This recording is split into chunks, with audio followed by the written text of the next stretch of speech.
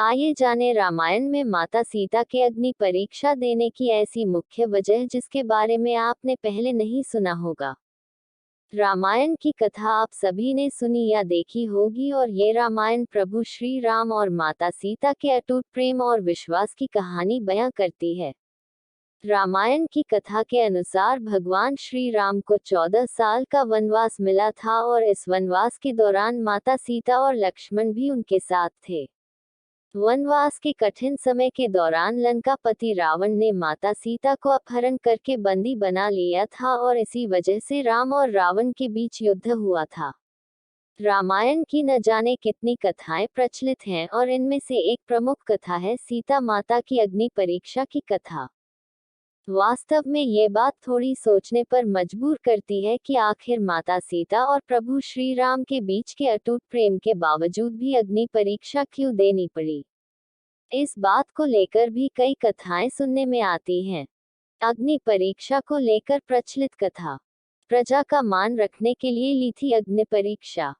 पौराणिक कथाओं के अनुसार प्रभु श्री राम को मर्यादा पुरुषोत्तम के नाम से भी जाना जाता है और एक राजा की तरह श्री राम के लिए अपनी प्रजा के लिए समर्पण सबसे ज्यादा महत्वपूर्ण था।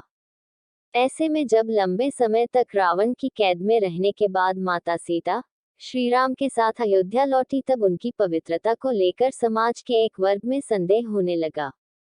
इस पर एक वृद्धा ने उन पर कटाक्ष करते हुए ये भी कहा कि ये भला कैसे मर्यादा पुरुषोत्तम है जो ऐसी माता सीता को अयोध्या वापस ले आए जो तक रावण के पास थी और उनकी पवित्रता का कोई प्रमाण ही नहीं है।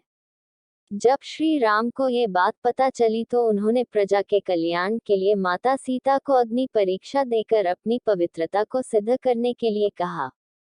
प्रभु श्री राम की बात सुनकर माता सीता अग्नि में समा गईं। अग्नि परीक्षा की ये थी एक वजह। पद्म पुराण के अनुसार रामायण में एक नहीं बल्कि दो सीता थी, पहली असली और दूसरी माया की सीता। इसकी कथा के अनुसार एक बार लक्ष्मण जी जब कंदमूल फल लेने वन को गए हुए थे तब प्रभु श्री राम ने माता सीता से कहा कि अब मैं नरलीला करूंगा और जब तक मैं राक्षसों का विनाश करूंगा तब तक आप अग्नि में निवास करें। ऐसा कहकर श्री राम ने माता सीता को अग्निदेव को सौंप दिया। इसके बाद असली सीता जी की जगह माया की सीता प्रकट हुई। इस तरह जब सीता जी का अपहरण हुआ तब वो माया की ही सीता थी। जब युद्ध समाप्त हो गया और राक्षसों का विनाश हो गया तब भगवान श्री राम ने माता सीता को अग्नि परीक्षा के लिए कहा और माया की सीता अग्नि कुंड में समा गई।